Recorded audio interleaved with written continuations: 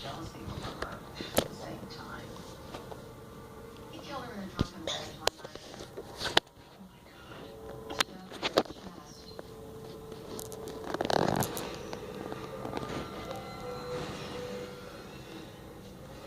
I dreamed it. I saw him do it.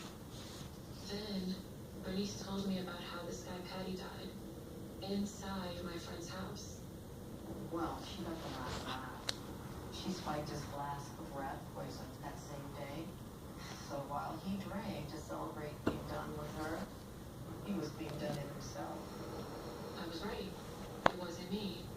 It was this house, or Patty, or his ghost. But I don't know. I called my friend. Still have hiccups. It's not very good. Make 17. My hiccups are I've been clean for bad. 3 years